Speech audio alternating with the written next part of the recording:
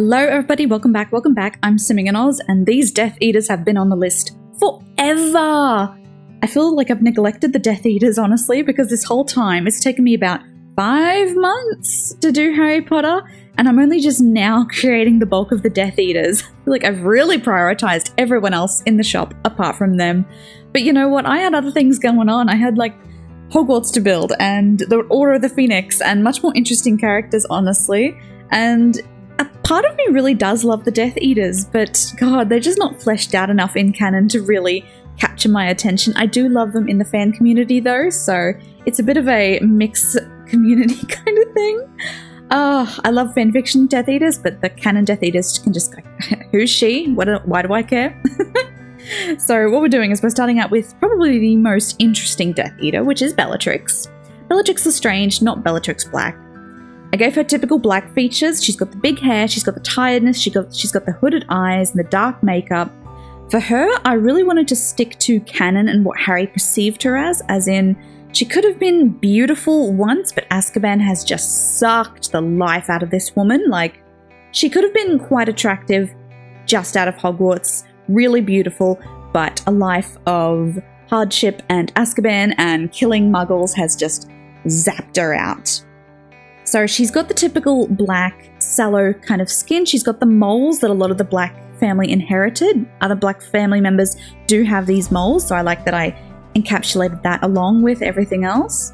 And then for her, she's pretty skinny, but she's a little bit muscly. She is a witch who is very good at dueling, so I wanted to give her a little bit of muscle to sort of signify that while she is absolutely down to the bone tired of Azkaban and everything, she's still got a sort of warrior's physique, but she is skinny as a beanpole. And then I decided to give her a few scars, whether from, say, dueling in the last Wizarding War, or if it's a result of childhood, who knows, with the Black family, we don't really ask questions there. And then for her clothes, I really wanted something a bit longer, but practical that you could, you know, potentially duel in it, but I also wanted it to still be a dress because she is a pureblood lady. So she's got the boots, she's got the tights, it's not well maintained by any stretch. And it's also a bit, I don't know, sensuous in terms of her neckline, her wrists are showing, ooh la la. I also gave her the Victorian bracelets and everything because I just thought it sort of completed her look. I do believe I go back and I change her dress just because with the addition of life and death, it just completed me so much. So I do go and I change her dress. And then we move on to, oh God, I'm going to have to Google this man now because I've attempted to say his name 1,000,001 times and I always get it wrong, but I'm going to get it right now. Just bear with me. I'm Googling it currently.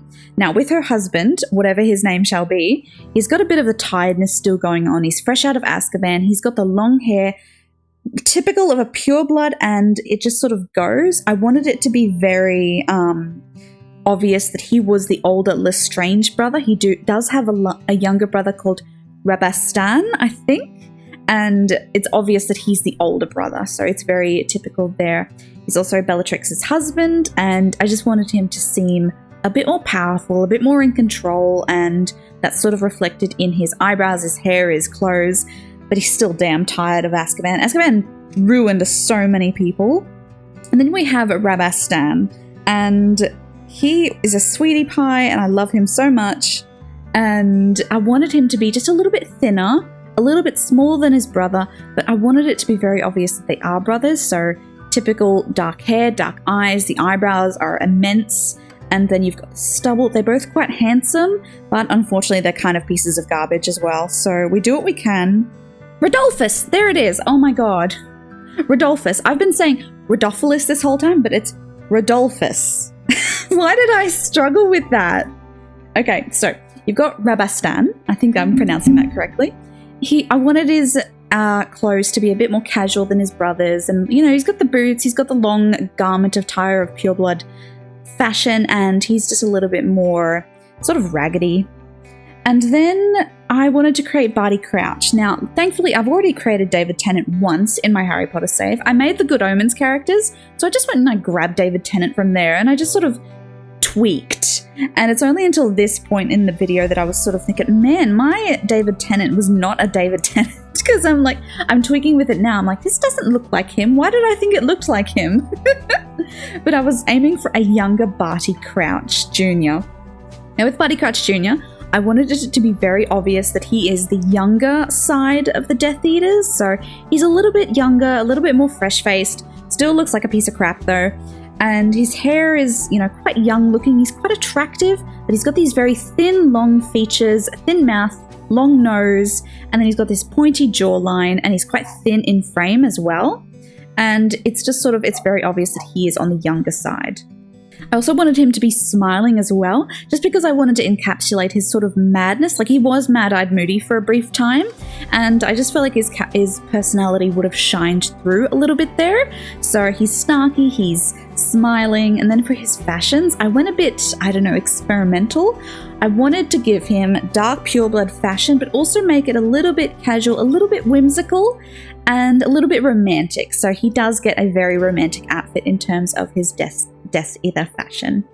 And then we go through and we do someone I wasn't intending to do, but I wanted to fill out the roster. This is Antonin Dolohov. He was original Death Eater when Tom Riddle originally rose to power in the First Wizarding War. He is on the older side. I just feel like he lends a bit of maturity, gravity, and just sort of an ambience to the group as Death Eaters. So he's also a piece of crap, but for a different reason. His personality is atrocious garbage fire, honestly, but he looks like an old pureblood man, and he's also got the fashion and the beard and the long hair to prove it, and he's not someone you really want to run into.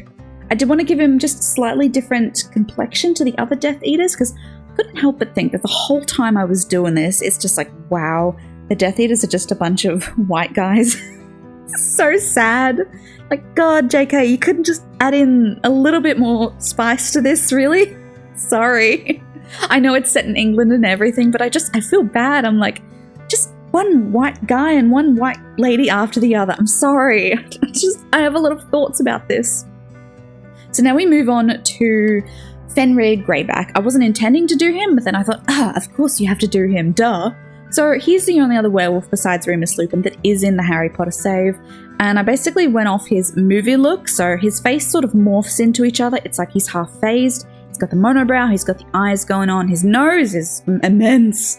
He's battling Severus Snape for biggest nose, honestly, and his mouth is very, frowny, he's got the beard, he's got the hair, it's atrocious, he's a dumpster fire.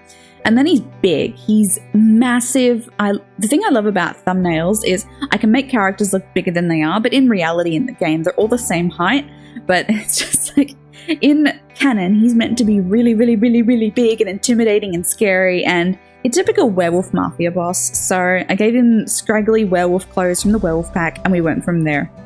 And then to round it all out, I needed 2 more people. I could have done grown-up Death Eaters, but I really just wanted to add in Crabbe and Goyle because I felt like our child roster was lacking a little bit. We had Draco and we have all the good guys and Blaze, but we don't have Malfoy's lackeys, and it just felt wrong to not include them. So with this household, they are going to be living with the Malfoys, so I sort of just had to go, okay, I can't make their parents, but Anton Dolohov is now going to have 2 kids to care for in the guise of Crabbe and Goyle. I'm sorry, it doesn't make sense, but it fits how it fits. So all of these Death Eaters are going to be living in Malfoy Manor, and we're just going to make it work. We're going to make it fit. And in terms of Crabbe and Goyle, they're just a bit basic, I'm not going to lie. It's like your typical childhood boy bullies, and they're meant to fade into the background in comparison to Draco. So that is my Death Eaters. I love them. They're my babies. I'm so sorry it took me so long to make them, but I feel better having had them in my game. Thank you so much for watching. I hope you enjoyed it. Like and subscribe if you care to. Have a great day. Bye!